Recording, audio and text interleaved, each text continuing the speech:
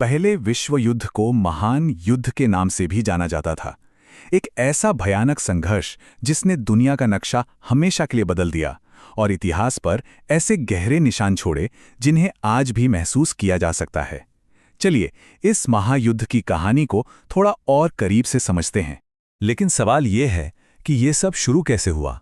आखिर कैसे सिर्फ एक गोली की आवाज ने पूरी दुनिया को एक ऐसे विनाशकारी युद्ध में झोंक दिया? इस पूरे विश्लेषण में हम इसी सवाल की तह तक जाने की कोशिश करेंगे।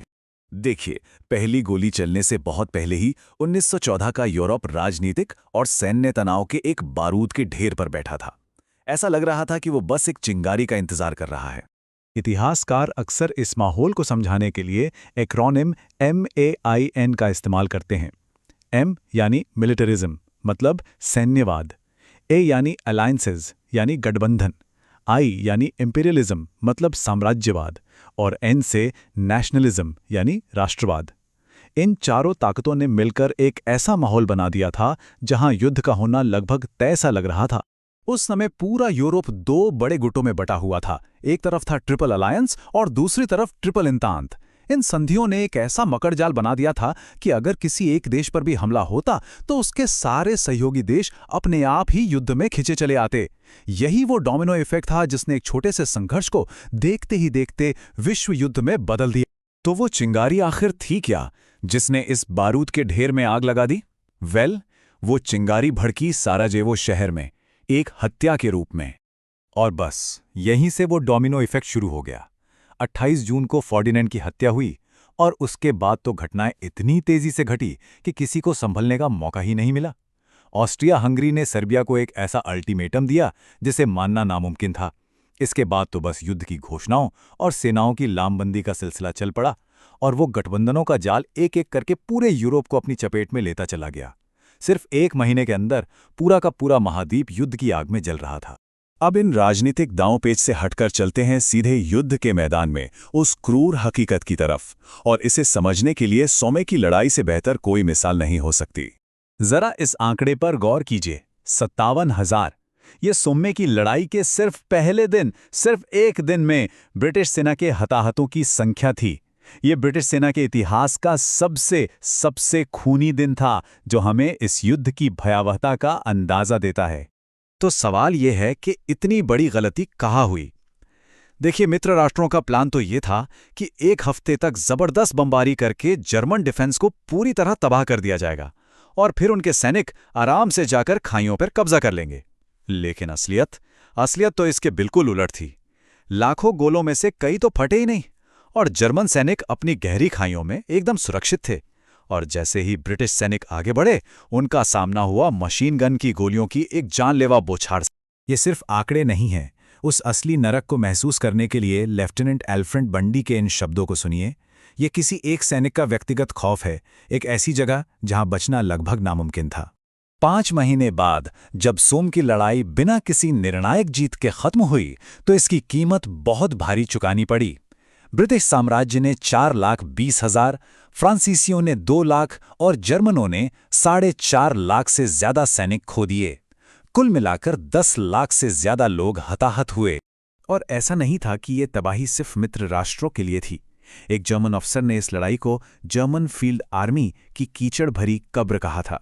इस एक लड़ाई ने जर्मन सेना के कई बेहतरीन और अनुभवी सैनिकों और अधिकारियों को खत्म कर दिया। एक ऐसा नुकसान जिससे उनकी सेना कभी पूरी तरह उभर ही नहीं पाई। इस युद्ध ने सिर्फ बड़े पैमाने पर तबाही ही नहीं मचाई, बल्कि इसने आतंक का एक नया और ज्यादा निजी रूप भी दुनिया के सामने रखा। रासायनिक हथियार, एक ऐसा अदृश्य दुश्मन जिसने जंग के सारे नियम हमेशा के लिए बदल दिए। और इस कहानी के केंद्र में है एक शख्स, फ्रिट्ज हाबर, जो अपने आप में एक दुखद विरोधाभास का प्रतीक है।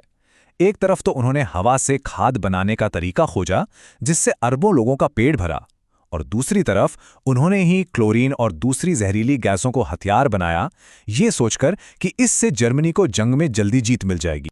उनकी बनाई गैसों में सबसे कुख्यात थी सल्फर मस्टर्ड, जिसे किंग गैस के नाम से भी जाना जाता था। ये सिर्फ मारती नहीं थी, ये तड़पाती थी। ये त्वचा पर भयानक फफोले बना देती, आंखों को अंधा कर देती और फेफड़ों को अंदर से जला देती थी। और जो सैनिक इसके हमले से बच जाते वो अक्सर जिंदगी भर के लिए शारीरिक और मानसिक जख्मों के साथ जीने को मजबूर हो जाते थे। और फिर थी फॉस्वीन, जो और भी ज्यादा कपटी थी। शुरुआती संपर्क में तो बस हल्की सी जलन होती थी। सैनिकों को लगता कि वो ठीक है, यहां तक कि उन्हें एक अजीब सा उत्साह महसूस हो सकता था।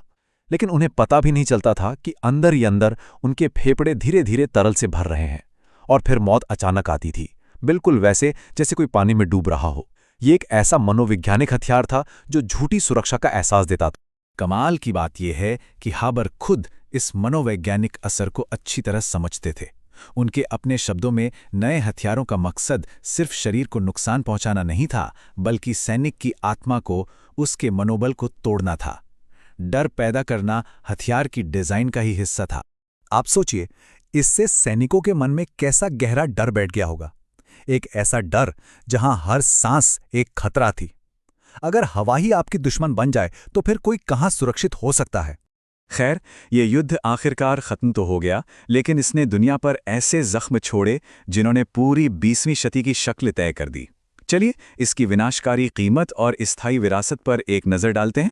कुल मिलाकर 1,70,00,000 से ज्यादा 1,70,00,000 से ज्यादा सैनिक और आम नागरिक इस युद्ध में मारे गए। ये एक ऐसी संख्या है जिसकी कल्पना करना भी मुश्किल है। समझिए, एक पूरी की पूरी पीढ़ी इस संघर्ष में खो गई। युद्ध के बाद रासायनिक हथियारों के खिलाफ दुनिया भर में एक जबरदस्त भावना पैदा हुई। अमेरिकी कमांडर जनरल जॉन पर्शिंग के इन शब्दों में वो गुस्सा और घृणा साफ झलकती है। दुनिया इस बात पर सहमत थी कि विज्ञान का ऐसा क्रूर इस्तेमाल फिर कभी नहीं होना चाहिए। और इसी भावना का नतीजा था 1925 का जेनेवा प्रोटोकॉल।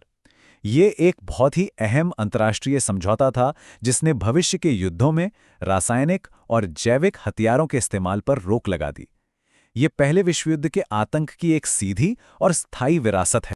और अंत में ये एक सवाल हमारे जहन में रह जाता है। पहले विश्व युद्ध को तो सभी युद्धों को खत्म करने वाला युद्ध कहा गया था, तो फिर ऐसा क्यों नहीं हुआ? ऐसा क्या हुआ कि सिर्फ 2 दशक बाद ही दुनिया एक और, बल्कि उससे भी कहीं ज्यादा बड़े विश्व युद्ध में उलझ गई? ये सवाल हमें इस युद्ध की जटिल विरासत पर सोचने के लिए मजबूर करता है।